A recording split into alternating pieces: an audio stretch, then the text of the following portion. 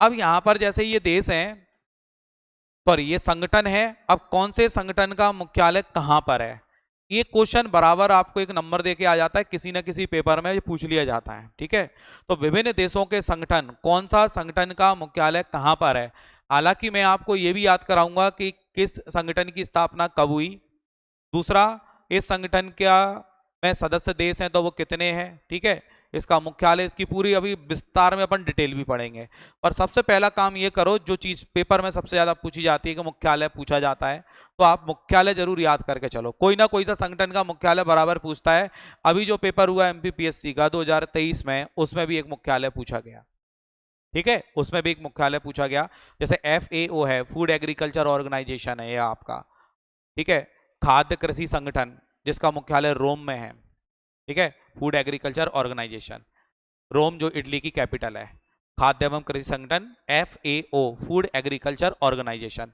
तो जो भी इसमें कहीं ना कहीं मुख्यालय पूछे जाते हैं वो आपको याद होना चाहिए। ज्यादातर के मुख्यालय जेनेवा में है, पर सभी के मुख्यालय जेनेवा में नहीं है। ऐसे 4-5 ऐसे भी संगठन है जिनके मुख्यालय वियना में है, जो ऑस्ट्रिया की कैपिटल है। ठीक है, तो जेनेवा जो है एक शहर है, और जेनेवा जो है ना, ये आता है स्विट्जरलैंड में।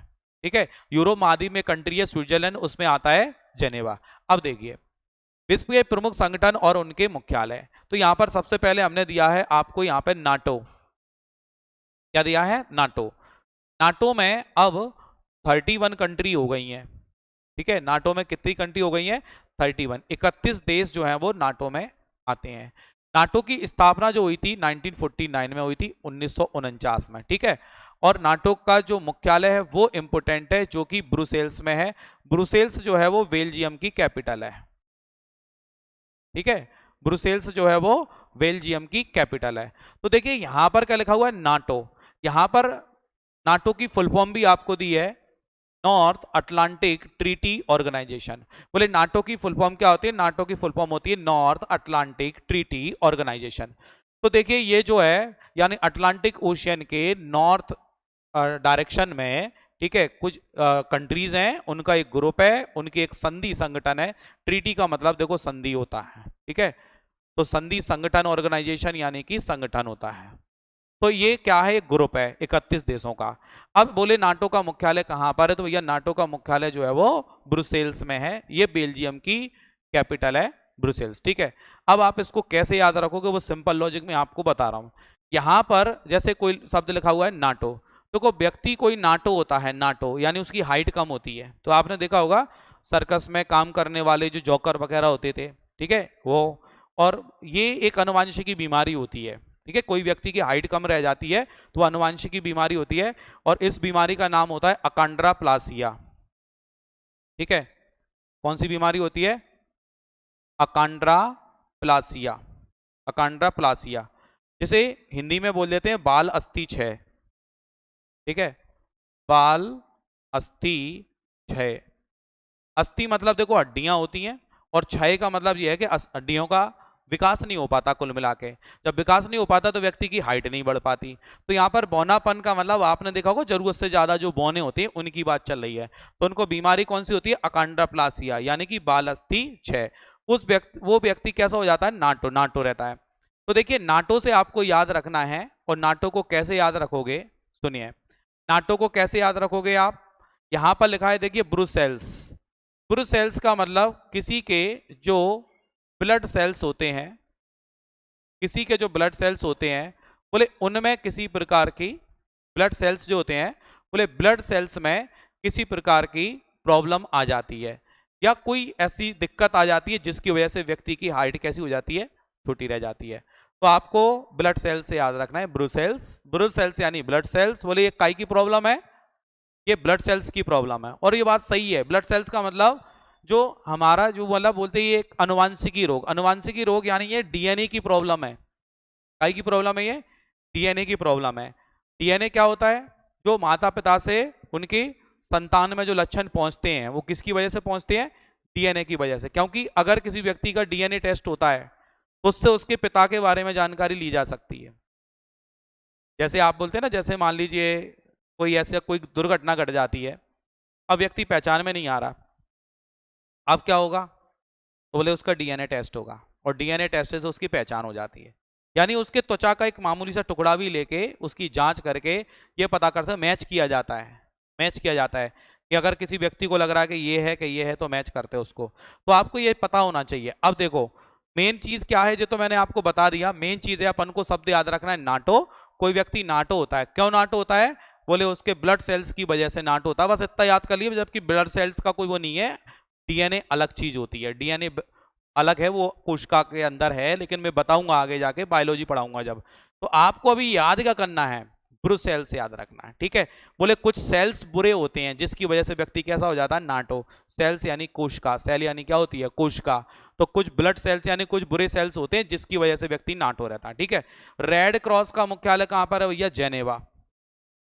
रेड क्रॉस दिवस मनाया जाता है 8 मई को, ठीक है। और रेड क्रॉस सोसाइटी की स्थापना किसने की थी? हेनरी ड्यूनेंट ने। किसने की थी भाई? Henry Dunant. हेनरी ड्यूनेंट जो है उसने रेड क्रॉस सोसाइटी की स्थापना की थी।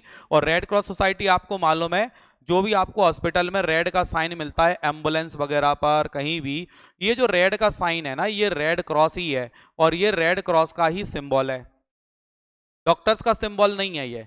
कई बार डॉक्टर्स अपने क्लिनिक पर, डॉक्टर्स अपने पर्चे पर भी ये साइन लगाते थे, पर रेड क्रॉस ने आवाज उठाई कि हमारे साइन का उपयोग क्यों किया जा रहा है। तो डॉक्टर्स का एक अलग साइन होता है, कभी आप देखना डॉक्टर के पर्चे पर जो उसका अलग साइन होगा, तो उसमें इस तरीके से कोई वो बना होगा, उस पर ऐसे नाग वगैरह ऐसा कुछ बना होगा, उसका साइन अलग होता है वो डॉक्टर्स का, ठीक है। ये प्लस वाला साइन हमें एम्बुलेंस पे कहीं भी ऐसी जगह दिखता है, तो ये रेड क्रॉस का ही साइन है, ठीक है। रेड क्रॉस का बोले मुख्यालय कहां पर है? तो रेड क्रॉस का जो मुख्यालय, ये पूरी दुनिया में फैली हुई है रेड क्रॉस सोसाइटी। जो भी ब्लड बैंक होते हैं ना, ब्लड बैंक वगैरह, तो रेड क्रॉस सोसाइटी उसके लिए वर्क करती है, जरूरतमंदों को रक्त उपलब्ध कराने का काम करती है। तो यहाँ पर ये मुख्यालय जेनेवा।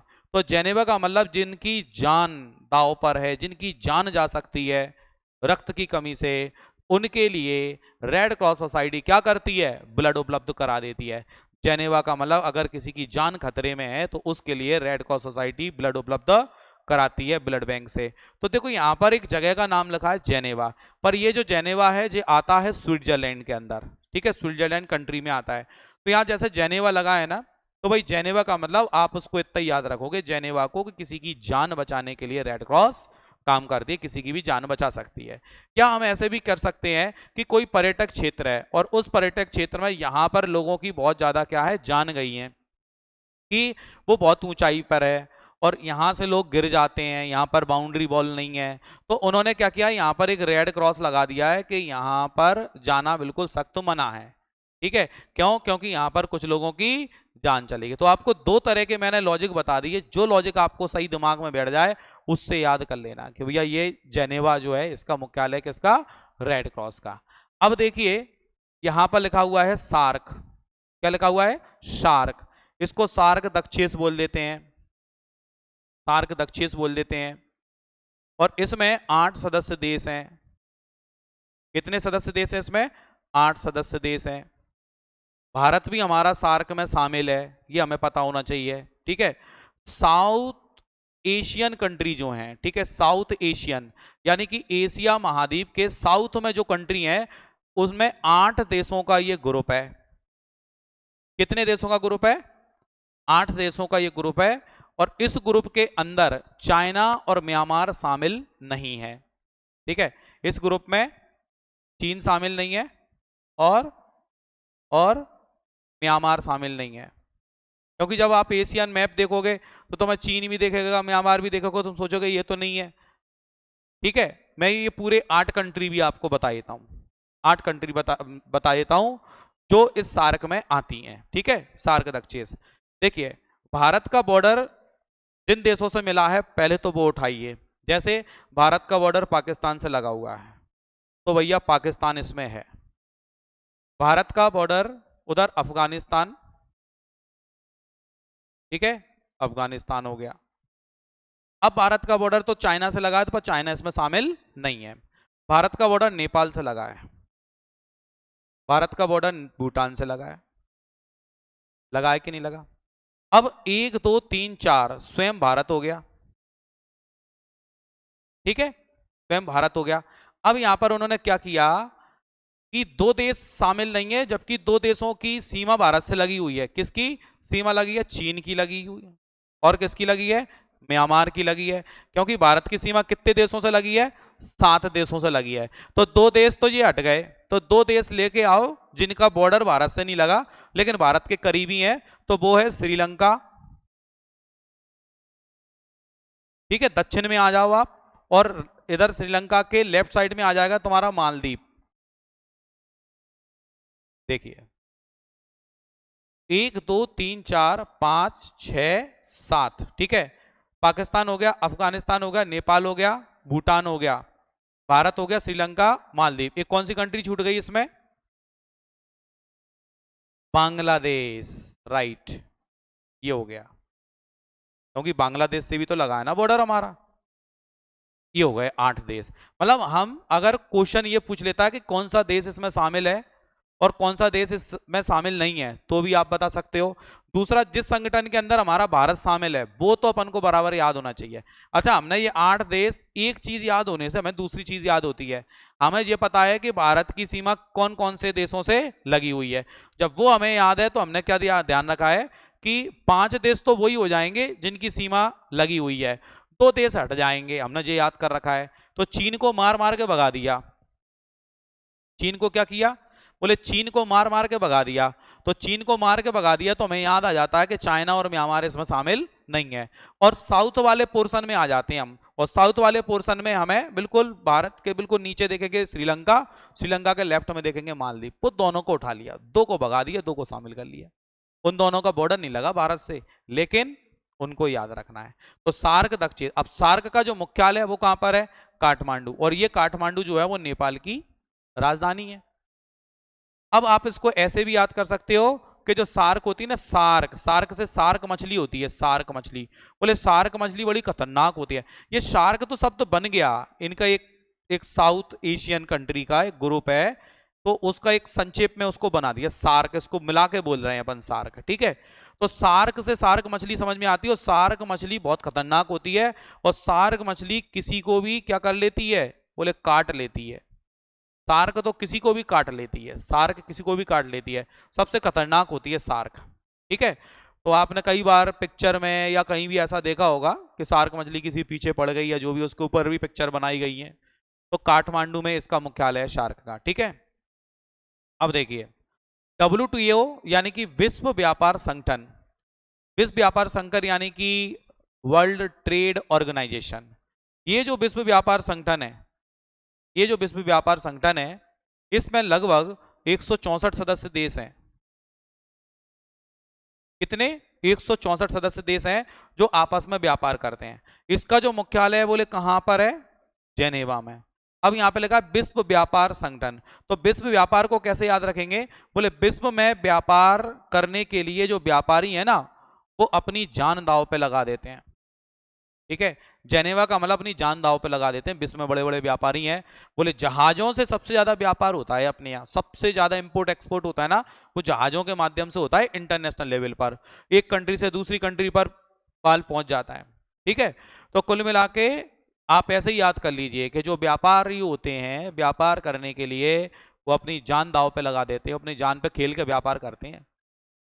समुद्र में कैसे ही तूफान आ रहा हो, कुछ भी आ रहा हो, लेकिन वो अपनी व्यवस्था बना के चलती हैं, कैसे भी करके हमें माल को पहुंचाना है, रिस्क पर ले जाते हैं। एक देश से दूसरे देश में समुद्र के मार्ग से जाओ, पता नहीं कब क्या हो जाए, कब जहाज पलट जाए, जहाज टूट जाए, जहाज में पानी भर, कुछ भी हो सकता है भाई। रिस्क पे तो जाते कि नहीं जाते। तो मेन है आपको ऐसे याद रखना है कि व्यापारी अपनी जान दांव पे लगा देते। तो विश्व व्यापार संगठन का जो मुख्यालय है वो कहां पर है? जेनेवा में है, ठीक है। अब लिखा हुआ है विश्व वन्य जीव संरक्षण कोष, बहुत ही इंपोर्टेंट है। विश्व वन्य जीव संरक्षण कोष वर्ल्ड वाइड फंड होता है, एक प्रकार का वर्ल्ड वाइड फंड है। और वर्ल्ड वाइड फंड जो है वो विश्व वन्य जीव के संरक्षण के लिए कोष है, ठीक है। तो विश्व वन्य जीव का मतलब वन्य जीवों का क्या करना है भैया? संरक्षण करना है। इसका जो मुख्यालय है वो कहां पर है? इसका जो मुख्यालय है वो है स्विट्जरलैंड में। इसका मुख्यालय कहां पर है? स्विट्जरलैंड में। तो देखो वन्य जीव से कैसे याद रख लेंगे कि वन के जो जीव हैं उनको बचाने के लिए, उनको सुरक्षित रखने के लिए, उनको बचाने के लिए, उनको सुरक्षित रखने के लिए उनको स्वीट खिलाते हैं। ठीक है, स्वीट खिलाई जा रही हैं। क्यों?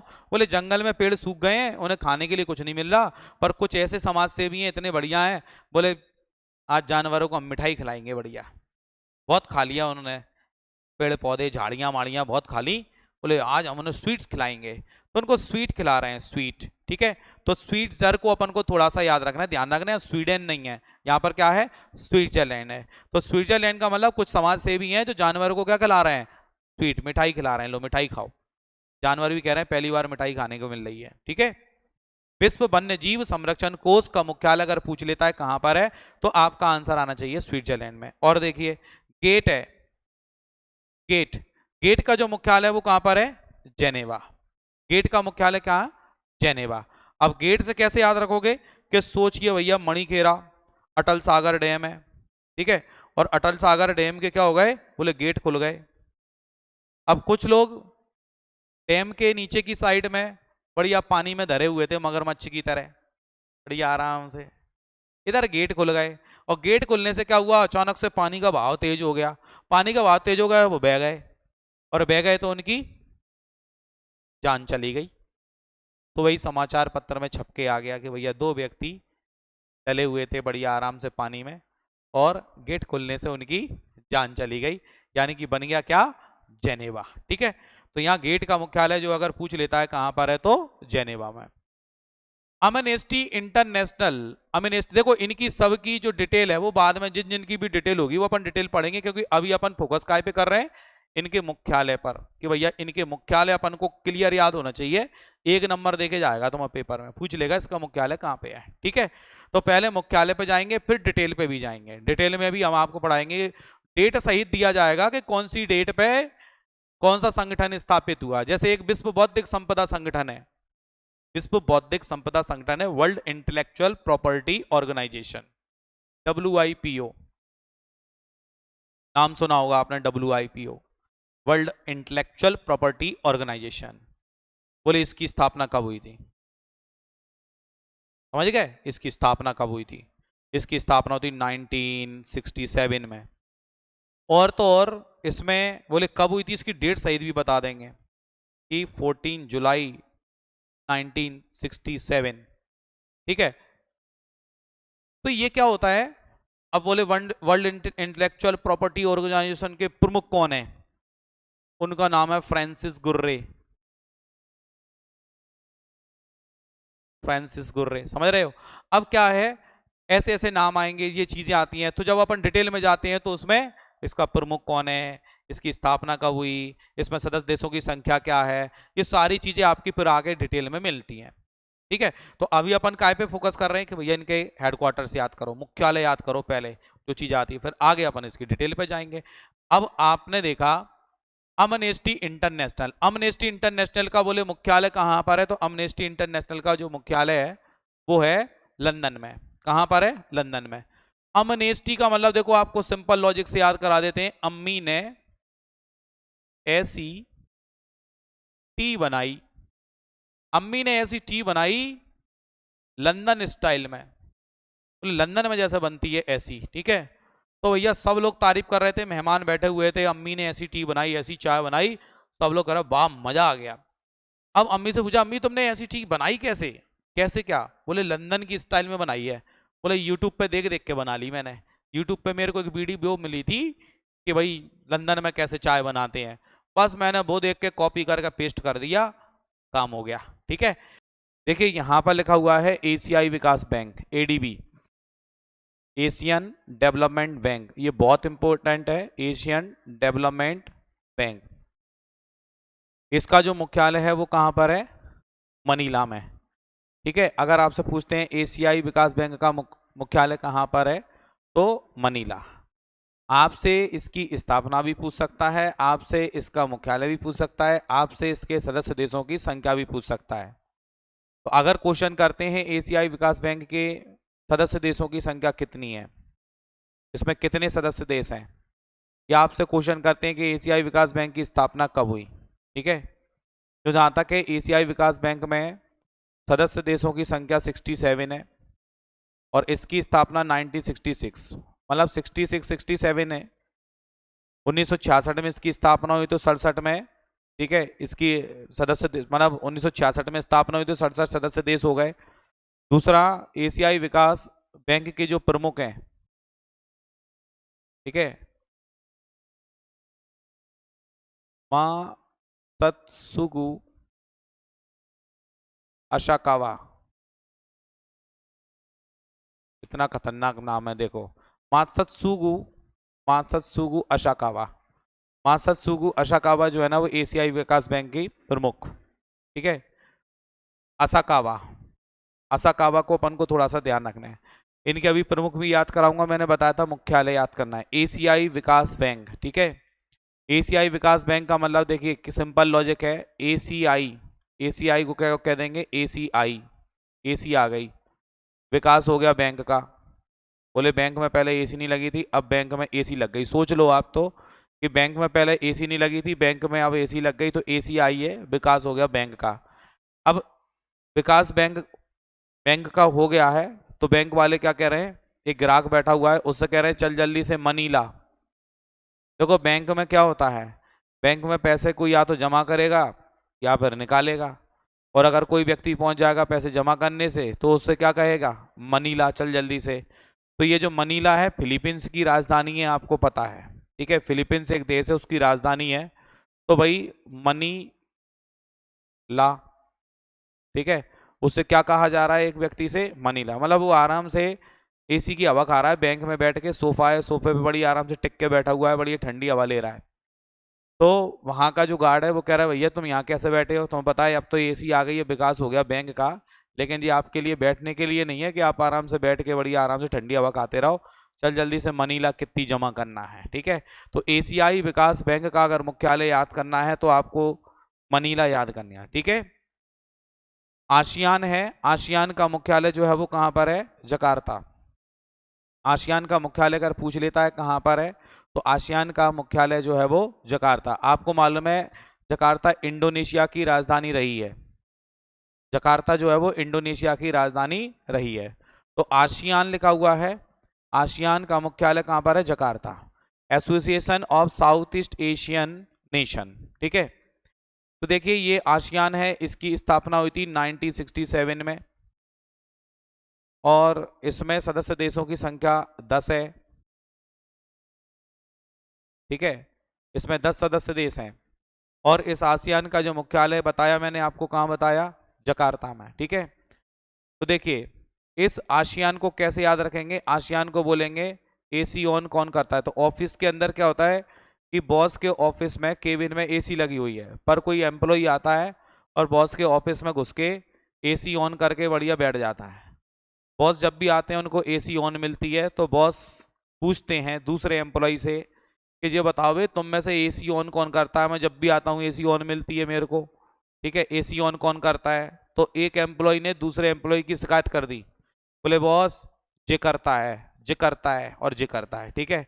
तो यहाँ पर जैसे लिखा है ना दक्षिण पूर्वी एशिया, तो आसियान एसी ऑन कौन करता है, बॉस जे करता है। इसको ही ज्यादा गर्मी लगती है, इसकी धुनाई करो आप, जे करता है। हम इससे मना करते हैं कि मत करा कर भी, बॉस गुस्सा होंगे, तो ये जे करता है। जकार्ता लिखा है ना, जकार्ता, जकार्ता यानी कि एसी ऑन जे करता है।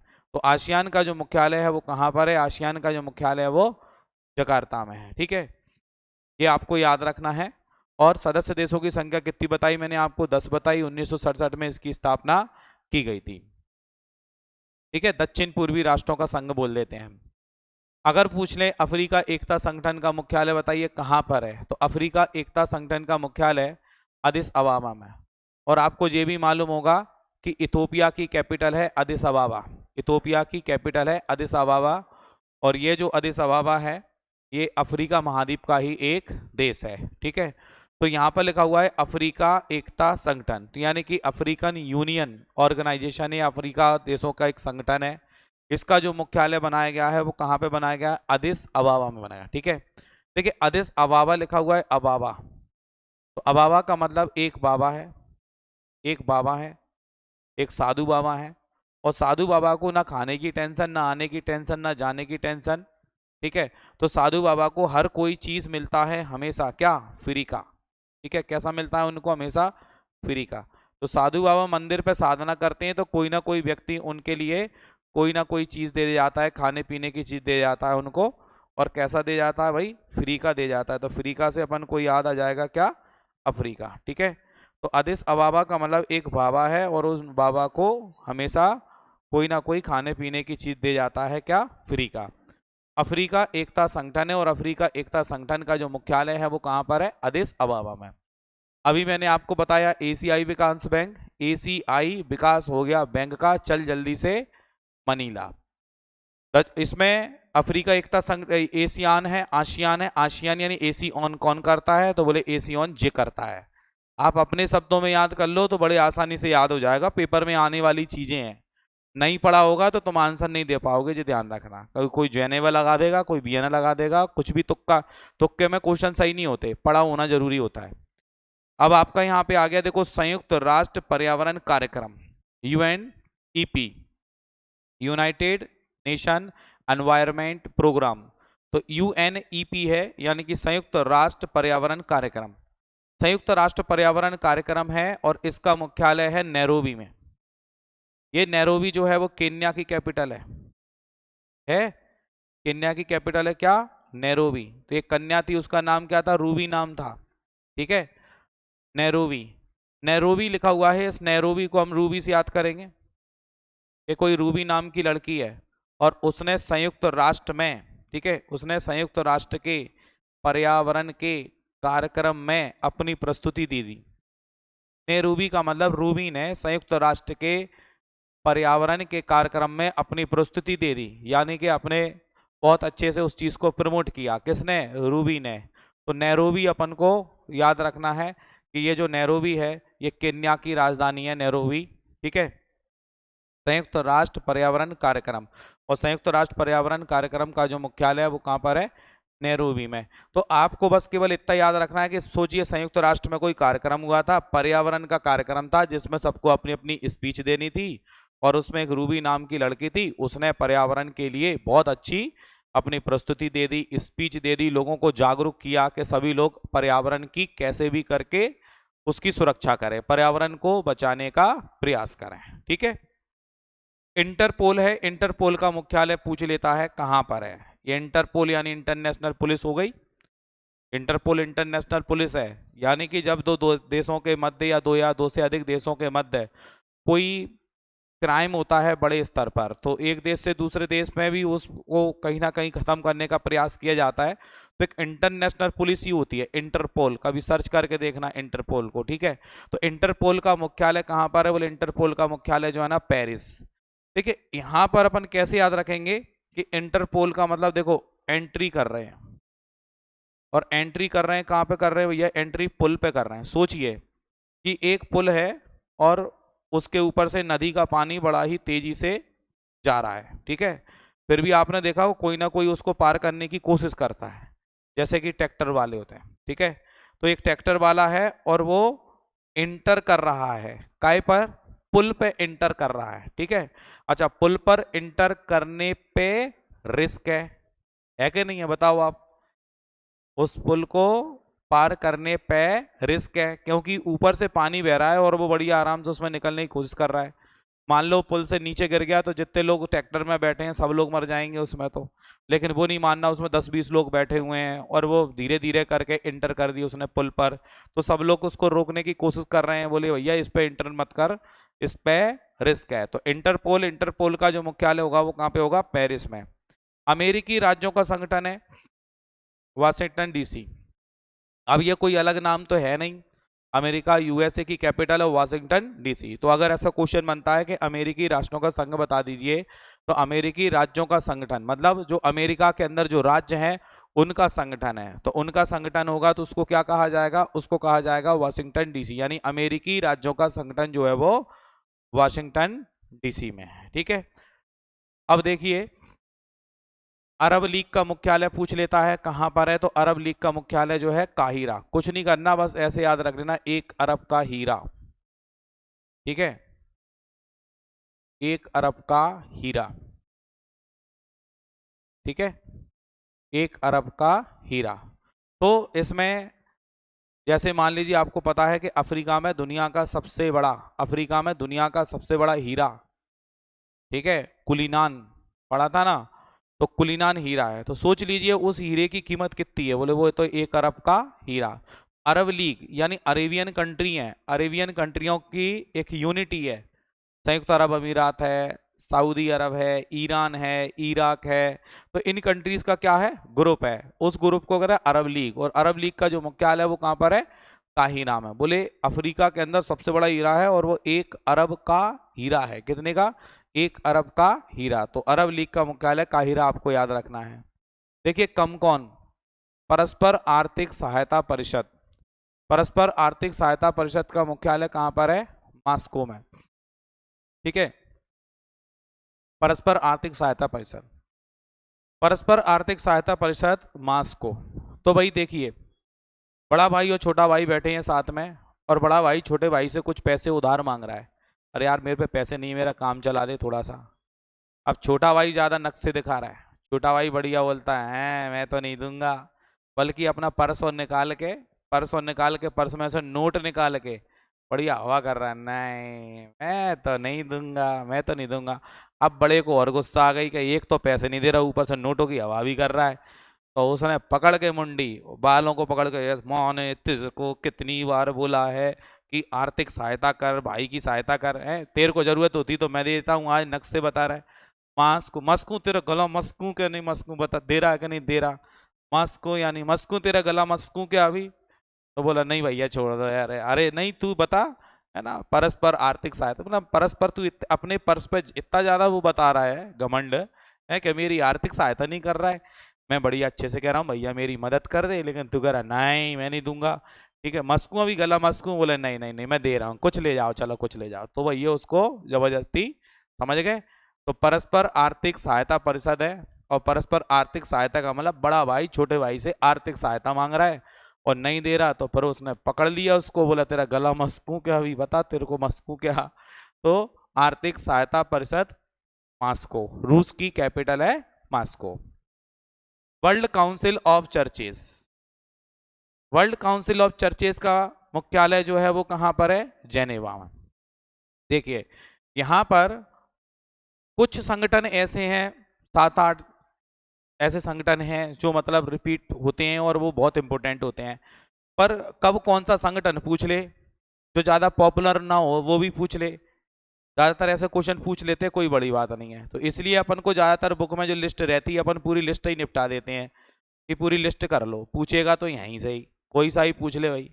अब देखो कुछ की डिटेल भी दी रहती है बुक्स में, कुछ की नहीं दी रहती, जिसकी दी रहती है अपन कर लेते हैं, जैसे सार्क है, आसियान है, इनका अपन विस्तार में पढ़ेंगे। यूनेस्को है, वर्ल्ड ट्रेड ऑर्गेनाइजेशन है, विश्व बैंक है, अंतर्राष्ट्रीय मुद्रा कोष है। तो मतलब आपको काफी सारे संगठन तो ऐसे होंगे जिनकी डिटेल भी आपको आगे पढ़ने को मिलेगी।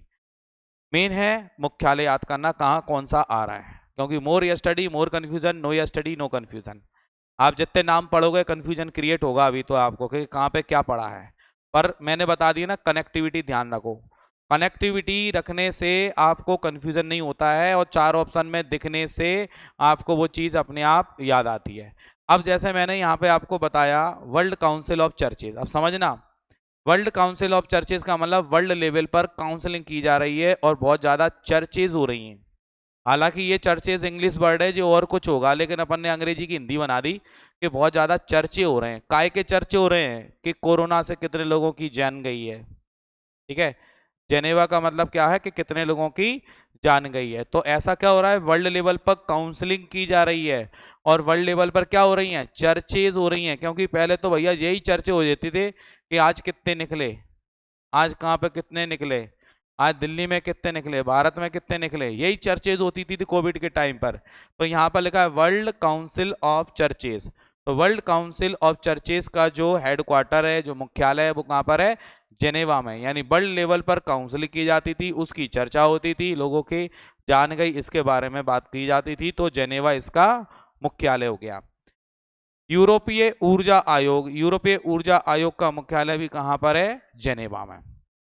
तो यूरोपीय ऊर्जा आयोग का मतलब ये हो गया, देखिए यूरोप में कोई लैब थी, उसमें अचानक से ऊर्जा उत्पन्न हो गई, और ऊर्जा उत्पन्न हो जाने से कुछ लोगों की जान चली गई। ठीक है, तो यूरोपीय ऊर्जा आयोग है, ये बहुत इंपॉर्टेंट है।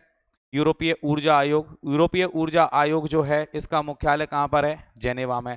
ऊर्जा का मतलब आप समझते हो एनर्जी। जब बहुत ज़्यादा कहीं पर एनर्जी हो, कोई मिसाइल बना रहा है, कोई रॉकेट बना रहा है और उसमें ज़रूरत से ज़्यादा एनर्जी हो, तो स्वाभाविक है लोगों की जान जाने की भी चांसेस रहते हैं। तो अपन उसी हिसाब से याद रखें। और आपको मालूम है कि यूरोप की एक कंट्री है यूक्रेन, और यूक्रेन और रूस में अभी भी बढ़िया दमदार तरीके से युद्ध चल रहा है। अभी तो जैसे कल परसों तो न्यूज़ में देखा कि यूक्रेन ने रूस के रक्षा सैनिक ठिकानों पर हमला किया।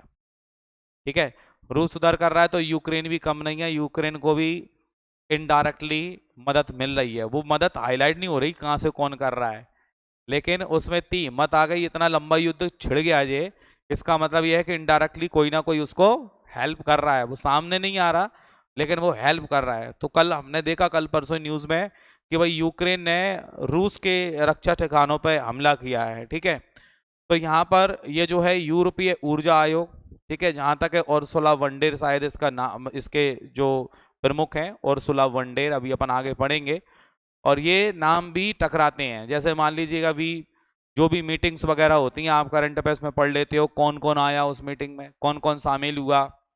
संयुक्त राष्ट्र संघ के प्रमुख शामिल हो गए, यूरोपीय ऊर्जा आयोग के प्रमुख हो गए, यूरोपीय यूनियन के हो गए, अफ्रीका एकता संगठन के हो गए। तो ऐसे इनके नाम भी हाईलाइट होते हैं मीटिंग्स में सबके, कि प्रेजेंट में कौन है। अब हमें याद नहीं होता, पता नहीं होता, तो हम उस पर ध्यान नहीं देते। जैसे मैंने आपको एक नाम बता दिया, उर्सुला वंडेर, ठीक है, उर्सुला वंडेर। अब जी भैया नाम है किसी का, ठीक है, ये नाम है किसी का उर्सुला वंडेर, और उर्सुला वंडेर यूरोपीय ऊर्जा आयोग के प्रमुख हैं। अब जो महिला है कि पुरुष है इसकी मुझे जानकारी नहीं है, पर मुझे नाम जरूर पता है। और अपन को नाम से ही मतलब है यार, महिला पुरुष हो कोई भी हो, अपन को क्या करना, अपन नाम तो पता है कि अगर आ जाए तो हम बता सकें। उर्सुला वंडेर जो है यूरोपीय ऊर्जा आयोग की प्रमुख हैं। ठीक है, ये आपको पता होना चाहिए, ये नाम आपको याद होना चाहिए। कब किसका प्रमुख पूछ ले आपसे, किसी भी संगठन का प्रमुख पूछा जा सकता है।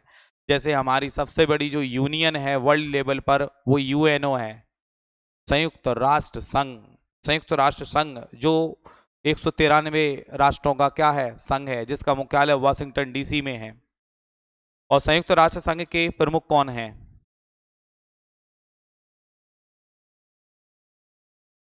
संयुक्त राष्ट्र संघ के प्रमुख कौन है? बिल्कुल ऐसे ऐसे क्वेश्चंस बनते हैं बढ़िया शानदार। जैसे मान लीजिए अंतर्राष्ट्रीय योग दिवस आ गया, तो आपके अंतर्राष्ट्रीय योग दिवस पे क्वेश्चन बनेंगे। कौन आ रहा है, क्या थीम रखी है, क्या विचार है। जैसे बाइडेन का आने का चल रहा है कि बाइडेन आएंगे अंतर्राष्ट्रीय योग दिवस पर, या और भी कोई भी अतिथि आता है तो ध्यान रखना पड़ेगा अपन को। ठीक है, तो वो कौन है भाई, नाम बताओ एक आध कोई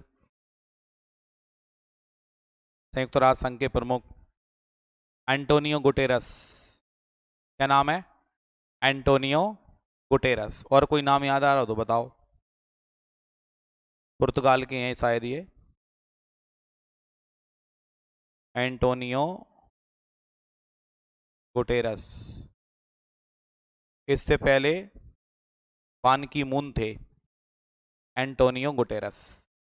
ठीक है, तो ये ध्यान रखना है। अब जो तुम्हारी शुरुआत हो गई है, वर्ल्ड लेवल पे आप पढ़ ही रहे हो चीज़ों को, तो वर्ल्ड लेवल पर ये संगठन है, आपको ये याद करके रखना है। अच्छा, इनके मुख्यालय याद कर लोगे, इनके प्रमुख याद कर लोगे, तो तुम्हें न्यूज़पेपर में, न्यूज़ चैनल पर जब भी ये चीज़ें टकराएंगी ना, तो आप हल्के हल्के कैप्चर कर लोगे कि हाँ मैंने इसके बारे में पढ़ा है। ठीक है, एक ज्ञानी इन्फेंटिनो भी है, नाम सुना हो? ज्ञानी इन्फेंटिनो, नाम सुना है क्या? ज्ञानी इन्फेंटिनो नहीं सुना? चलो कोई बात नहीं। तो देखिए, यूरोपीय ऊर्जा आयोग को आपको याद रखेंगे। यूरोपीय ऊर्जा आयोग का मुख्यालय कहाँ पर है? जेनेवा में। यूरोपीय ऊर्जा आयोग के प्रमुख कौन है? उर्सुला वंडेर। ठीक है, उर्सुला वंडेर का मतलब ये है कि एक व्यक्ति है, और सुला, वो व्यक्ति जो है ना किसी को सुला रहा है। किसको सुला रहा है? बंदर को सुला रहा है। ठीक है, किसको सुला रहा है? बंदर को। और उस बंदर को काय से बांध के रखा है उसने? यूरोप से बांध के रखा है। यूरोपीय ऊर्जा है ना, यूरोपीय का मतलब उससे रोप से बांध के रखा है। रोप का मतलब क्या होता है? रस्सी होती है। तो आपको ऐसे याद रखना है, एक व्यक्ति है और उसने पेड़ से रस्सी से बंदर को बांध रखा है और अपनी गोद में बंदर को बिठा के और सुला रहा है। बैठा है और उसको सुला रहा है, बैठा है और उसको बढ़िया सुला रहा है। तो उर्सुला वॉन्डेर, इसको बंदर बना दोगे और सुला रहा है बंदर को, रोप से बंधा हुआ है बंदर, तो आपको बड़े जल्दी याद हो जाएगा ये। ठीक है, उर्सुला वॉन्डेर है। वैसे तुम रटते रहो नाम, क्योंकि नाम का अर्थ समझ में आ जाएगा तो जल्दी आप याद कर पाओगे। ज्यादा नहीं तो बंदर ही याद रह जाएगा तुम्हें। यूरोपीय ऊर्जा, यूरोप से रोप याद आ जाए थोड़ा सा, है ना। अब देखिए, अफ्रीकी आर्थिक आयोग, मैंने आपको बताया था अभी अफ्रीका एकता संगठन। अफ्रीका एकता संगठन का जो मुख्यालय है वो है अदिस अबाबा। ऐसे ही अफ्रीकी आर्थिक आयोग है, और अफ्रीकी आर्थिक आयोग का मुख्यालय भी कहाँ पर है? अदिस अबाबा में। अफ्रीकी आर्थिक आयोग का मुख्यालय भी कहाँ पर है? अदिस अबाबा में। तो देखिए, ये जो है, जैसे हमने याद करा अफ्रीकी एकता संगठन, उसी तरीके से अफ्रीकी आर्थिक आयोग। तो जहां पर अफ्रीका शब्द ज्यादातर अपन को दिख रहा है कि हाँ भैया जी अफ्रीका, चाहे एकता आयोग हो चाहे आर्थिक आयोग हो, इसका जो मुख्यालय होगा वो कहां पर होगा? अदिस अबाबा में। ये दो हैं। जहां तक है अफ्रीका से अगर कोई अलग आएगा तो अपन देखेंगे, वैसे जहां तक है ये दो तो आपको ये टकराएंगे। ठीक है, पूरी लिस्ट में देखो और कहीं तुम्हें अफ्रीका का नाम दिख रहा है क्या? यहाँ स्टार्टिंग से वो देखो, पूरी लिस्ट में होगा तो एक आध होगा, लेकिन वैसे 99% नहीं है। समझ गए? तो अपन ने क्या बना लिया कि अफ्रीका दिख जाए तो अपन को क्या सोच लेना है कि अदिस अबाबा होगा। यानी अगर कोई बाबा होगा तो उसको फ्री का, अगर किसी को फ्री का खाना है हमेशा, बाबा बन जाए वो। ठीक है, तो अदिस अबाबा। और भी अलग होगा तो वो भी पढ़ेंगे, लेकिन आप दो तो पकड़ के रखोगे, केवल एकता और इसमें आर्थिक। ठीक है, अब देखिए, पश्चिमी एशियाई आर्थिक आयोग। पश्चिमी एशिया का मतलब यह है कि एशिया महाद्वीप के पश्चिमी कुछ देश हैं, और उनमें उन देशों की कुछ एक यूनियन है जो एशिया में ही आते हैं, और उसका जो हेडक्वार्टर है, मुख्यालय है, वो है बगदाद। अब बताओ, बगदाद जो है किस कंट्री की कैपिटल है? इराक की कैपिटल है। ठीक है, पश्चिमी एशिया आर्थिक आयोग, पश्चिमी एशिया आर्थिक आयोग है, और पश्चिमी एशिया आर्थिक आयोग का जो मुख्यालय है वो कहाँ पर? बगदाद में है। इराक की कैपिटल बताई थी आपको, बगदाद। तो पश्चिमी एशिया आर्थिक आयोग, तो इराक को याद रखेंगे, पश्चिमी एशिया इराक आर्थिक आयोग। ठीक है, तो अपन ऐसे याद कर लो बस केवल कि पश्चिमी एशिया में मैंने आपको एक कंट्री बताई। ठीक है, पश्चिमी एशिया में एक बहुत ही फेमस कंट्री है, वो कौन सी है? वो इराक है। ठीक है, पश्चिमी एशिया में बहुत फेमस कंट्री है, वो कौन सी है? इराक है। और इराक की कैपिटल क्या है? बगदाद है। पश्चिमी एशिया की जो महत्वपूर्ण कंट्री बताई इराक, और इराक की कैपिटल क्या हो गई? बगदाद। ठीक है, तो आपको बगदाद याद रखना है कि भाई बगदाद में इसका मुख्यालय। इराक ही बताया था मैंने। या अपन ऐसे बोल सकते हैं कि पश्चिमी एशिया की राख बहुत महत्वपूर्ण है। पश्चिम एशिया के पेड़ों की जो राख है ना, उससे दवाई बनाई जाती है। पश्चिमी एशिया की राख बहुत महत्वपूर्ण है। राख, राख यानी ये क्या है? इराक है। और इराक की कैपिटल क्या बताई थी आपको? बगदाद। ठीक है, अंतरराष्ट्रीय परमाणु ऊर्जा एजेंसी बहुत ही इंपॉर्टेंट है। अंतरराष्ट्रीय परमाणु ऊर्जा एजेंसी बहुत ही इंपॉर्टेंट है। ठीक है, अंतरराष्ट्रीय परमाणु ऊर्जा एजेंसी है, और इसका जो मुख्यालय है भाई, इसका मुख्यालय है वियना में। इसका मुख्यालय कहां पर है? वियना में इसका मुख्यालय है। ऑस्ट्रिया की कैपिटल है। तो इंटरनेशनल एटॉमिक एनर्जी एजेंसी है। इंटरनेशनल अंतरराष्ट्रीय हो गया, एटॉमिक हो गया, परमाणु हो गया, एनर्जी यानी ऊर्जा हो गया, एजेंसी लिख सकते हो। तो एजेंसिया जो है ये बहुत ही महत्वपूर्ण है, अंतरराष्ट्रीय परमाणु ऊर्जा एजेंसी। इसका जो मुख्यालय कहाँ पर है? इसका मुख्यालय जो है वो वियना। आप देखेंगे 3-4 ऐसे नाम होंगे जिनके मुख्यालय वियना में होंगे, क्योंकि ये जो वियना है ये ऑस्ट्रिया की कैपिटल है। इसकी कैपिटल है ऑस्ट्रिया की कैपिटल। मैंने आपको था ना, एक चीज याद होगी तो दूसरी चीज याद आएगी। आपको एक चीज याद रहने से दूसरी चीज याद आती है। तो यहां पर जैसा मैंने आपको बता दिया वियना, वियना को आपको मैं समझा देता हूं अच्छे से। यहां पर एक एजेंसी बन जाती है। ठीक है, एक एजेंसी हो गई। एक और बहुत महत्वपूर्ण संगठन है जो आपको हमेशा सुनने को मिलेगा, ओपेक। ये ओपेक क्या है? ऑयल पेट्रोलियम कंट्रीज का एक ग्रुप है। ठीक है, ओ यानी ऑयल, पी यानी कि पेट्रोलियम। ठीक है, तो ऑयल पेट्रोलियम इकोनॉमिक्स कंट्रीज हैं, यानी कि एक जो भी तेल निर्यात करते हैं उन देशों के एक समूह है ओपेक का। ठीक है, तो ओपेक का जो मुख्यालय है वो भी वियना में है। ठीक है, ऑयल पेट्रोलियम कंट्रीज का जो ग्रुप है, ऑयल पेट्रोलियम, ठीक है, ऑयल पेट्रोलियम का जो ग्रुप है वो, उसका मुख्यालय भी कहां पर है, वियना में, ठीक है। तो एक ये हो गई और एक ये हो गया, दो, ठीक है। एजेंसी हो गई, पेट्रोल पंप हो गया, ठीक है। एक औद्योगिक विकास संगठन होगा, देखो जरा वियना, देखो आप तो राइट साइड में है, अंतरराष्ट्रीय औद्योगिक विकास संगठन, यूएनडीपी, ठीक है। तो इसमें जो इंडस्ट्रियल डेवलपमेंट बैंक, इंडस्ट्रियल जो है उसको डेवलपमेंट यानी कि औद्योगिक विकास संगठन। अब सुनिए, औद्योगिक विकास भी दिया है, उसका मुख्यालय भी कहां पर है, ठीक है। अब उसको औद्योगिक अपन ऐसे औद्योगिक लिखा हुआ है, औद्योगिक विकास। अब सुनो, इस औद्योगिक को अपन उद्योग से याद कर लो, इसको अपन पेट्रोल पंप से याद कर लो, और इसको एजेंसी। अब देखो मैं बता रहा हूं इसका लॉजिक, इसमें लगभग अभी 4 पढ़ोगे जो वियना में जिनके मुख्यालय होंगे, 3 में आपको आपस में कनेक्ट करके याद करा रहा हूं, ठीक है। कैसे याद करा रहा हूं, देखो सोचिए कोई व्यक्ति है, उसके 4 बेटे हैं, और उसने अपने 4 बेटों के लिए अलग अलग बिजनेस शुरू करवा दिया है, ठीक है। अब वो क्या शुरू करवा दिया है, बोले एक को उसने गैस एजेंसी खुलवा दी है, ठीक है, तो यहां पर हो गई एजेंसी, परमाणु ऊर्जा एजेंसी। दूसरे को पेट्रोल पंप खुलवा दिया है, देखिए यहां हो गया ऑयल पेट्रोलियम, ठीक है। और तीसरे को उसने एक कारखाना शुरू करवा दिया है, तो औद्योगिक विकास संगठन आपकी सीट में लिखा होगा। बात समझ में आ गई ना, इंडस्ट्रियल डेवलपमेंट। तो 3 बेटों को उन्होंने अपने पैरों पे खड़ा कर दिया, अलग अलग रोजगार दिला दिया। एक बेटा बोला घर की सारी व्यवस्थाएं देखेगा, ठीक है, घर की सारी व्यवस्थाएं देखेगा।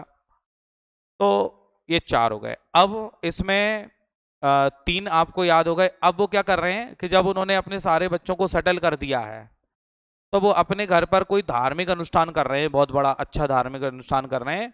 तो जो भी उनके मिलने वाले हैं उस धार्मिक अनुष्ठान में वो सबको बुला रहे हैं, ठीक है। जो भी उन्हें कोई रास्ते में मिलता है, जो भी कोई उनसे उनके घर आता है, या वो कहीं भी जाते हैं, तो उनसे क्या कह रहे हैं कि देखो भाई अपने यहाँ बढ़िया हम भागवत करवा रहे हैं, बढ़िया अपना भागवत करवाएंगे और बढ़िया भंडारा होगा, देखो तुम भी आना, वी आना, वी आना, वी आना, यानी कि तुम भी आना,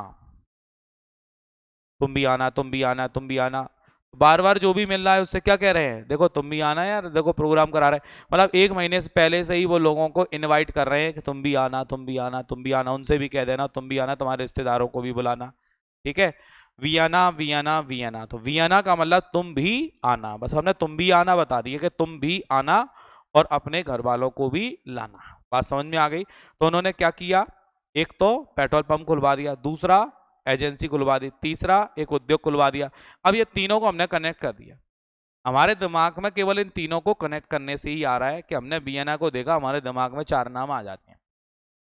और व्यापक अभी अगले टॉपिक में आपको अभी आगे भी दिए हैं, तो उसमें व्यापक संधि समझौता संगठन ऐसा कुछ पढ़ोगे, उसका मुख्यालय वियना में पढ़ने वाले हो आप आगे। मैंने बताया ना वियना के लगभग 4 होंगे। व्यापक संधि समझौता जो है लास्ट में होगा, वो अगले टॉपिक के लास्ट वाले में दिया होगा, आगे दिया होगा, ईयर्स वगैरह लिखी होंगी उनकी, तो मिल जाएगा। कहने का मतलब है वियना में, बात समझ में। अब देखो वियना का, जेनेवा का, अलग अलग जो संगठन है उनका, वो सभी मैं आपको बता रहा हूं। अब देखो ये हो गया, यहां पर लिखा हुआ है संयुक्त राष्ट्र औद्योगिक विकास संगठन, ठीक है। इसी का मैं बोल रहा था आपसे उद्योग, मैंने इस पे तो नजर डाली नहीं, मैंने इसको देखा ही नहीं कि आगे लिखा है। मेरे दिमाग में तो ये एजेंसी थी, पेट्रोल पंप था और उद्योग था, और मैंने आपको बताया कि औद्योगिक विकास देख लेना, अगला ये है, क्योंकि मैंने उनको तीनों को क्या किया है, जोड़ के याद करा है। आगे क्या लिखा है, ठीक है। देखो हर चीज को हमेशा रिकॉल करना सीखो, माइंड में बिना देखे बोलने की कोशिश करो। जब कोई चीज पढ़ लो ना, तो आप उसको बिना देखे सोचो, तो उससे क्या होगा पता है, आपको ये पता चलेगा कि वो चीज मुझे याद हुई है कि नहीं हुई है। नहीं हुई है तो फिर पढ़ो दोबारा से। आपको चलते फिरते अगर आप कहीं जा रहे हो ना, तो टॉपिक याद आना चाहिए कि हाँ मैंने ये पढ़ा था, मैंने ये पढ़ा था। फालतू बकवास करने की अपेक्षा अगर हम केवल पढ़ाई पे ही डिस्कस करें और केवल एक दूसरे से पढ़ाई का ही क्वेश्चन करें कि बता भैया इसका मुख्यालय कहाँ पर है, बता इसकी स्थापना क्या हुई है, तो हमारा अगर हम 10 मिनट कोचिंग के बाहर खड़े हुए हैं तो हमारे 10 मिनट का यूटिलाइज हो जाएगा। और फालतू बकवास कर रहे हैं तो ये समझ लो फिर हम अपना टाइम खराब कर ही रहे हैं। स्टूडेंट्स को जितना हो सके अपने समय को बचाना चाहिए। दूसरा, जो भी वो काम कर रहा है उस हिसाब से अपना कहीं ना कहीं उसका माइंड पढ़ाई पे चलना चाहिए। ये दिमाग मत लगाओ कि वो इतना महंगा मोबाइल लिया है तो मैं भी खरीद के लाऊं, मैं कैसे व्यवस्था करूं, वो बाइक से जा रहा है तो मैं भी जाऊं। हमेशा जो कहीं ना कहीं अपने आप में संतुष्ट रहो हमेशा। ठीक है, जो भी भगवान ने हमें, ईश्वर ने जो भी जैसा भी दिया है उसी में संतुष्ट रहिए, और आपके अंदर काबिलियत होगी तो आप अपने पैसों से सब कुछ ला सकोगे। क्या जरूरत पड़ रही है घर वालों को परेशान करने की, और अपने शौक पूरे करना है ना। तो जब पैरों पे खड़े हो जाओ तब शौक पूरे करोगे ना, उसका अलग ही आनंद आएगा, जब आप सोच समझ के सारी चीजें करोगे। मेन है जो अभी शौक पूरे कर रहे हैं, बाद में जाके उनकी बहुत कंडीशन खराब होनी है, पक्की बात है, आप बिल्कुल देख लेना। जो अभी माँ बाप का फालतू पैसा उड़ा रहे हैं अपने शौक पूरा करने के लिए, मेरे को ये लाना है, एक दूसरे की होड़ कर रहे हैं, यार कोई दिक्कत नहीं है। आप जिस दिन जॉब में लगोगे ना तो आपकी पर्सनैलिटी अपने आप ही निखर जाएगी, आप 10 लोगों को क्या 100 लोगों में अलग ही चमकोगे दूर से, क्या भैया वो फलाना बंदा है। अभी कोई नहीं पूछ रहा, मत पूछने दो, कोई दिक्कत नहीं है, जैसे हो वैसे रहो, जैसे भी व्यवस्था है अपनी वैसे रहो। तो मेन है आप चीज़ों को डिस्कस करिए, पढ़ाई का डिस्कस करिए, कोई भी आज यार मैंने कल न्यूज़पेपर पढ़ा था, उसकी जो कोई खबर है आपने पढ़ ली, सामने वाले नहीं पढ़ी, उससे पूछो यार बता यार मैंने ये पढ़ा था तूने पढ़ा क्या, है ना। जैसे रॉ के प्रमुख चेंज हो गए हैं अभी, रॉ है ना जो रिसर्च एंड एनालिसिस विंग, है ना, रवि कुमार है कौन है, तो वो अभी नए बन गए हैं कोई। तो अब क्या हुआ भैया, देखा हो तो ठीक है, नहीं देखा हो तो देखेंगे, हाँ यार कौन बन गया, आज के न्यूज़पेपर में ही मिलेगा वो तुम्हें हालांकि। तो अब बन गया, तुमने पढ़ लिया, तुम सामने वाले से किसी से पूछोगे, वो नहीं बता पाएगा, फिर तुम बताओगे, तो 2-4 बार तुम बिना देखे खुद बोलने वाले हो, एक दो से पूछ लो, बस तुम्हें खुद को याद हो जाएगा वो, है ना। तो देखिए यहाँ पर आपको संयुक्त राष्ट्र औद्योगिक विकास बता दिया कि उद्योग का विकास भी कर लिया है, एक को पेट्रोल पंप खुलवा दिया है, एक को एजेंसी खुलवा दी है, और तुम भी आना। तो इनका मुख्यालय सबका मैंने क्या बता दिया आपको, वियना में इनका मुख्यालय है। ठीक है, अब देखिए अंतर्राष्ट्रीय ओलंपिक कमेटी बहुत ही इंपोर्टेंट है, इंटरनेशनल ओलंपिक कमेटी है। जल्दी से बताओ इसके प्रमुख कौन है, इसके प्रमुख कौन है, इसके प्रमुख है थॉमस वाक।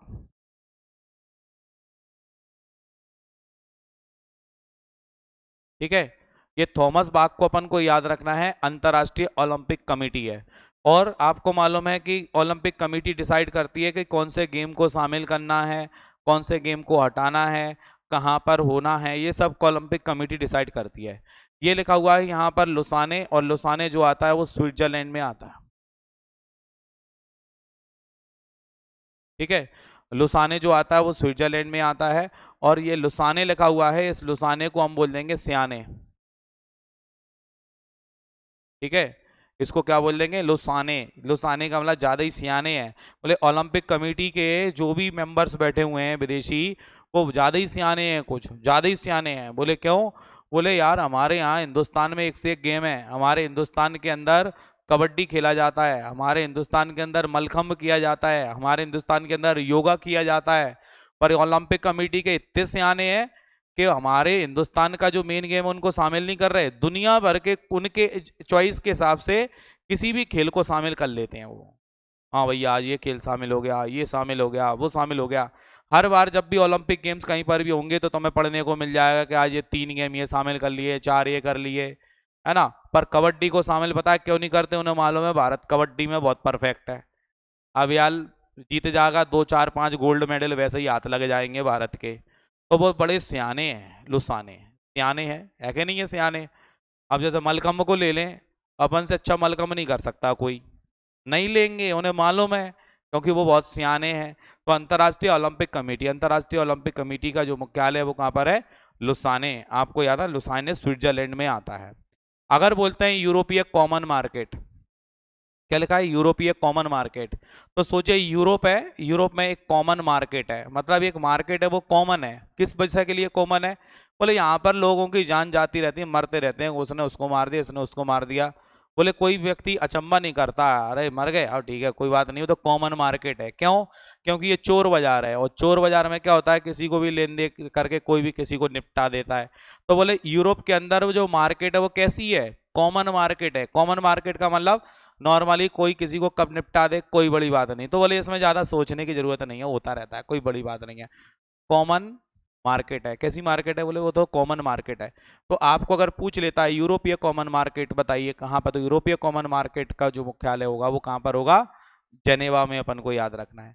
अगर बात करते हैं चोगम या राष्ट्रमंडल राष्ट्र अध्यक्षों का सम्मेलन, तो देखिए ये राष्ट्रमंडल राष्ट्र अध्यक्षों का सम्मेलन स्टांसबर्ग है, और स्टांसबर्ग जो है ये लंदन में है। ठीक है, स्टांसबर्ग। अब स्टांसबर्ग को कैसे याद रखेंगे? बोले राष्ट्रमंडल में राष्ट्र अध्यक्ष अगर बनना है, राष्ट्रमंडल में अगर राष्ट्र अध्यक्ष बनना है तो उसके लिए एक चांस मिलेगा बस, स्ट्रांस, एक चांस। स्ट्रांस अपन ने क्या बना दिया? एक चांस। केवल एक ही चांस मिलेगा भैया, तो ही बन पाओगे, नहीं तो नहीं बन पाओगे। तो यहां पर आपको ना राष्ट्रमंडल राष्ट्र अध्यक्ष सम्मेलन है, और राष्ट्रमंडल राष्ट्र अध्यक्ष सम्मेलन जो है इसका मुख्यालय कहां पर है? स्टांसबर्ग में है। तो स्टांसबर्ग कोई सिटी होगी, वहां पर इसका मुख्यालय। और एक और चीज है, कॉमनवेल्थ आ जाता है, और कॉमनवेल्थ का जो मुख्यालय वो लंदन में ही है। और कॉमनवेल्थ जो गेम्स होते हैं वो उन देशों के बीच में होते हैं जो कभी लंदन के अधीन रहे और आजाद हो गए। उन देशों के बीच में कॉमनवेल्थ गेम होते हैं। कभी आप सुनना राष्ट्रमंडल खेलों का आयोजन, बड़े ही उत्साह से होता है राष्ट्रमंडल खेलों का आयोजन। ठीक है, तो यहाँ राष्ट्रमंडलीय राष्ट्र अध्यक्ष लिखा हुआ है, तो राष्ट्रमंडल का राष्ट्र अध्यक्ष जो है वो स्टांसबर्ग लंदन में आपको बता दिया। अब देखिए यहाँ पर लिखा ओपेक, वही आ गया ऑयल पेट्रोलियम। ठीक है, ऑयल पेट्रोलियम एक्सपोर्ट कंट्रीज। तो ऑयल पेट्रोलियम एक्सपोर्ट कंट्री हो गई कि भाई ये जो है उसको एक्सपोर्ट करती हैं, तो पेट्रोलियम उत्पादक देशों का क्या हो गया? एक संगठन हो गया। और पेट्रोलियम उत्पादक देशों का संगठन ओपेक। ओपेक का जो मुख्यालय है वो कहां पर है? वियना। इसको शॉर्ट फॉर्म में ओपेक कह देते हैं। और ये जो ओपेक का जो स्थापना हुई थी 1960 में हुई थी। अभी सदस्य देशों की संख्या जहां तक इसमें 15, इसमें सदस्य देशों की संख्या कितनी है ओपेक में? लगभग 15 सदस्य देश हैं। ठीक है, तो ओपेक है, ओपेक यानी ऑयल पेट्रोलियम कंट्रीज, और ऑयल पेट्रोलियम कंट्रीज का मुख्यालय कहां पर है? वियना। मुख्यालय तो तुम्हें सटीक याद कराई दिया है, कोई दिक्कत नहीं है। ठीक है, आगे जो टॉपिक दिया है मैंने, आगे ईयर्स वगैरह भी दी है सबकी, ईयर्स वगैरह, यूनेस्को की स्थापना कब हुई, यूनिसेफ की कब हुई, विश्व बैंक की कब हुई, है ना, इंटरनेशनल मॉनेटरी फंड है IMF है उसकी कब हुई, वो सबका हमने आगे स्थापना भी दी है, वो भी आपको याद करा देना है। तो ओपेक है, ओपेक की स्थापना 1960 में हुई, सदस्य देशों की संख्या कितनी है? 15, और ओपेक का जो मुख्यालय वो कहां पर है? वियना में है, जो ऑस्ट्रिया की कैपिटल है। अब देखो आर्थिक सहयोग और विकास संगठन। अब वहां पर परस्पर आर्थिक सहयोग संगठन था ऊपर, जब परस्पर आर्थिक सहयोग संगठन था तो उसका मुख्यालय था मॉस्को। पर यहां पर क्या है? आर्थिक विकास संगठन है, आर्थिक सहयोग और विकास संगठन। अब समझिए इसका मुख्यालय कहां पर है? पेरिस। ये संगठन अलग है, वो संगठन अलग था। तो देखिए यहां पर लिखा है आर्थिक सहयोग और विकास संगठन। तो आर्थिक सहयोग और विकास संगठन का मतलब क्या है? कि कोई भी आर्थिक सहयोग नहीं करता, किसका? विकास का। कोई विकास नाम का लड़का है और उसका कोई भी आर्थिक सहयोग करने के लिए तैयार नहीं है। बोला क्यों नहीं करते भैया आर्थिक सहयोग विकास का? क्योंकि विकास का सहयोग करने पे रिस्क है। ठीक है, उसका सहयोग करने पर रिस्क है। अच्छा, उसके सहयोग करने पर रिस्क क्यों है भैया? बोले उस पर इसलिए रिस्क है कि वो जिसका भी पैसा लेता है वो वापस करता ही नहीं है, तो वापस करता ही नहीं है तो विकास को कोई पैसा देता ही नहीं है। तो परस्पर आर्थिक सहयोग विकास संगठन अगर पूछ लेता है तो यहाँ पर आर्थिक सहयोग विकास संगठन, तो इसका मुख्यालय जो होगा कहाँ पर होगा? पेरिस। और पेरिस जो है वो फ्रांस की कैपिटल है।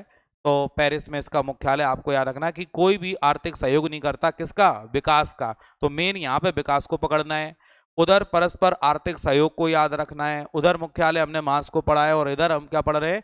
इधर पढ़ रहे हैं हम पेरिस। तो दोनों शब्दों को आपको थोड़ा ध्यान रखना है। विकास लग गया तो विकास का कोई आर्थिक सहयोग नहीं करता, क्योंकि उसका सहयोग करने पे रिस्क है, क्योंकि उसको पैसे दे दिए तो वापस आने वाले नहीं है। यूरोपीय आर्थिक समुदाय। यूरोपीय आर्थिक समुदाय का मुख्यालय बोले कहां पर है? जेनेवा में। अभी आपको यूरोपीय ऊर्जा आयोग बताया था, तो यूरोपीय ऊर्जा आयोग का मुख्यालय कहां बताया मैंने आपको? जेनेवा में। बिल्कुल जेनेवा में है। यूरोपीय ऊर्जा आयोग का मतलब यह है कि यूरोप में ऊर्जा। अब यहां पर क्या लिखा है? यूरोपीय आर्थिक समुदाय। ठीक है, तो यूरोपीय आर्थिक समुदाय का मुख्यालय कहां पर है? जेनेवा में। तो यूरोप में काफी सारे ऐसे समुदाय हैं जिन्होंने अपनी आर्थिक स्थिति को मजबूत करने के लिए लोगों को जान से मारा है, ठीक है, यूरोप के अंदर। जैसे लंदन को ले लो आप, यूरोप में ही तो आता है लंदन। लंदन है, फ्रांस है, इटली है, अब तो सब नॉलेज है आपको, कोई दिक्कत नहीं है। तो देखिए यूरोपीय आर्थिक समुदाय, या अपन ऐसे ही बोल सकते हैं कि यूरोप से एक समुदाय आ रहा था, उनके ऊपर अर्थ का तार गिर गया, और अर्थ के तार गिरने से करंट फैल गया और उनकी जान चली गई, ठीक है। तो यूरोपीय आर्थिक समुदाय लिखा हुआ है, तो अर्थ का तार किस पे गिर गया? यूरोप से आने वाले समुदाय पर। तो जेनेवा आपको याद रखना है। यूरोपीय संसद का जो मुख्यालय है वो कहां पर है? तो यूरोपीय संसद का जो मुख्यालय अगर पूछ लेता है तो बोले लक्जमबर्ग में है, ठीक है। लक्जमबर्ग की कैपिटल ही लक्जमबर्ग आपको बताई थी, याद करा था। तो यहां पर अगर ऐसा क्वेश्चन बन जाता है कि यूरोपीय संसद का मुख्यालय कहां पर है? लक्जमबर्ग। तो आप ऐसे याद करेंगे कि यहां पर अगर हमें यूरोप की संसद में पहुंचना है तो लक से ही हम पहुंच सकते हैं। लक यानी हमारी जब किस्मत होगी तो ही हम उसकी संसद में पहुंच सकते हैं, वरना इतना आसान नहीं है कि यूरोप की संसद में हम कदम रख दें। लक्जमबर्ग लिखा हुआ है तो लक्जमबर्ग को बोल दीजिए कि लक से ही हम पहुंच सकते हैं, वरना हम वैसे नहीं पहुंच सकते। तो लक्जमबर्ग जो है वो यूरोपीय संसद का मुख्यालय है। अगर बोलते हैं इसरो, बहुत ही इंपोर्टेंट है, आपने कई बार सुना होगा। इंडियन स्पेस रिसर्च ऑर्गेनाइजेशन भी है और यूरोपियन स्पेस रिसर्च ऑर्गेनाइजेशन भी है। एक होता है ESRO जिसे बोला है यूरोपियन रिसर्च, और एक होता है ISRO, ठीक है। एक है इंडियन स्पेस रिसर्च ऑर्गेनाइजेशन और एक है यूरोपियन स्पेस रिसर्च ऑर्गेनाइजेशन। ये ऑर्गेनाइजेशन आपको याद रखनी है। तो देखिए यहां पर जैसे मैंने आपको बताया यूरोपियन स्पेस रिसर्च ऑर्गेनाइजेशन, तो आपको दो शब्दों से ये पूरा याद आ जाएगा। यहां पर इस शब्द को पकड़ के रखिए, स्पेस रिसर्च। आपको मालूम है जब कोई स्पेस में रिसर्च करने जाएगा, अंतरिक्ष में रिसर्च करने जाएगा, तो स्वाभाविक है जब वो अंतरिक्ष में रिसर्च करने जाएगा तो अंतरिक्ष में रिसर्च करने पे बहुत ज्यादा क्या होगी? रिस्क होगी। अंतरिक्ष पे रिसर्च करने पे क्या होगी? रिस्क होगी, बहुत ज्यादा रिस्क होगी यार, कि भैया अपन कैसे उसको रिसर्च कर लें। बात समझ में आ गई? तो आपको याद रखना है फ्रांस की कैपिटल है क्या? पेरिस।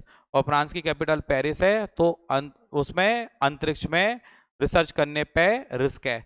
तो इसको बोलते हैं यूरोपियन स्पेस रिसर्च ऑर्गेनाइजेशन, और यूरोपियन स्पेस रिसर्च ऑर्गेनाइजेशन का मुख्यालय जो है वो कहां पर है? पेरिस में। वो आपको याद रखना है, क्योंकि स्पेस पर रिसर्च करने पे रिस्क है कि वापस लौट के आएगा कि नहीं आएगा। अब देखिए यूनिसेफ, बहुत ही इंपोर्टेंट है यूनिसेफ, ठीक है। ये यूनिसेफ जो है इसका मुख्यालय है न्यूयॉर्क में।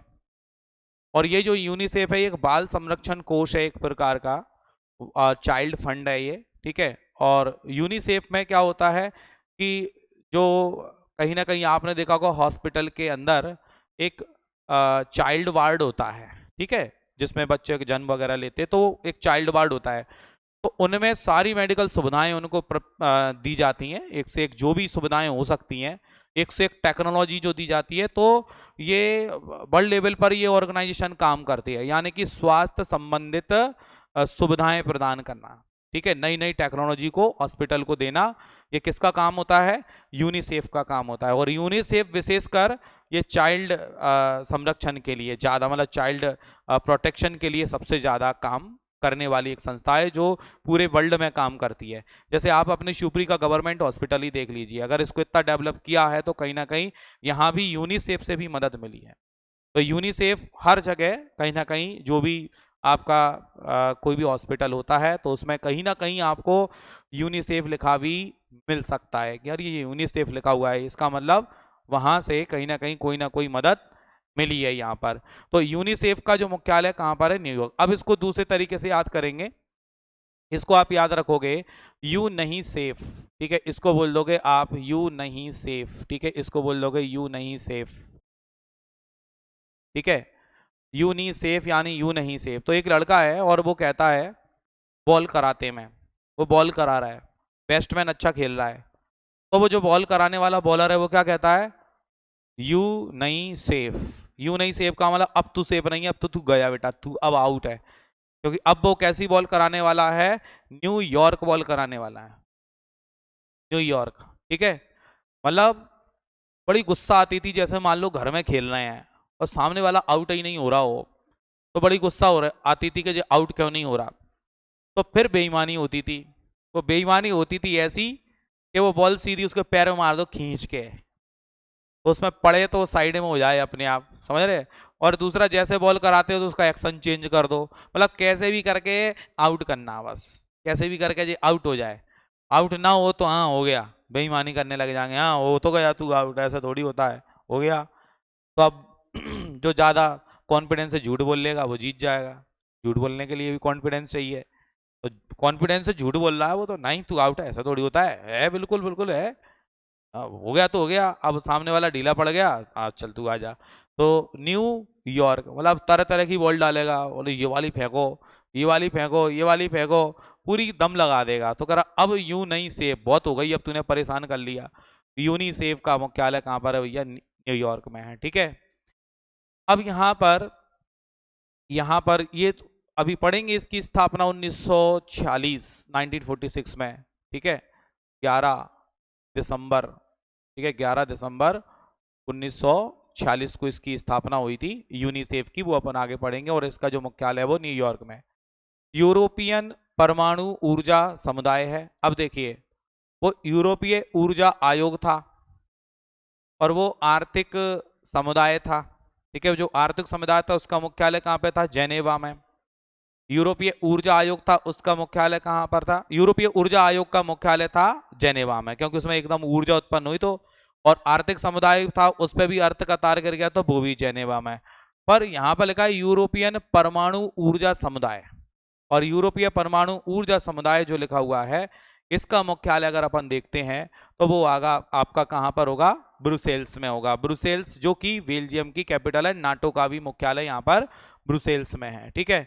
तो यूरोपीय परमाणु ऊर्जा एक समुदाय और इसका मुख्यालय कहाँ पर है, ब्रुसेल्स है। तो यहाँ पर कहीं ना कहीं यूरोपीय परमाणु ऊर्जा समुदाय का नहीं, यूरोप के अंदर परमाणु ऊर्जा को बनाने का एक समुदाय है। पर वो बुरे देशों को भी सेल कर रहे हैं मिसाइल बनाने के लिए, जो भी परमाणु ऊर्जा हथियार वाले जो हैं जो मिसाइल्स के लिए, बुरे सेल्स का मतलब बुरे देशों को भी सेल कर रहे हैं। और ये कहीं ना कहीं रिस्की है, क्योंकि अगर बुरे देशों को ये चीज मिल जाती है तो वो उसका दुरुपयोग कर सकते हैं। अगर बोलते हैं एशिया और प्रशांत क्षेत्रों का आर्थिक और सामाजिक आयोग का मुख्यालय कहाँ पर है, तो भाई इसका मुख्यालय बैंकॉक। बैंकॉक जो है वो थाईलैंड की कैपिटल है, बैंकॉक जो है वो थाईलैंड की कैपिटल है।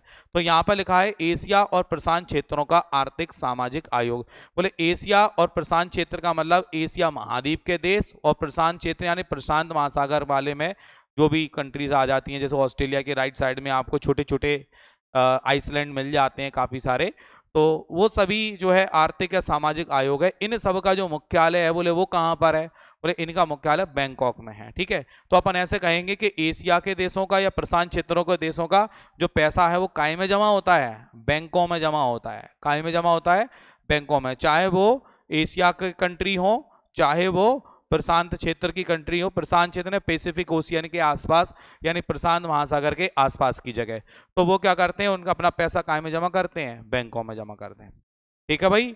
इतने आपको ये मुख्यालय बता दिए गए हैं और इनका आप अच्छे से रिवीजन करना बढ़िया से, ठीक है, याद हो जाएंगे।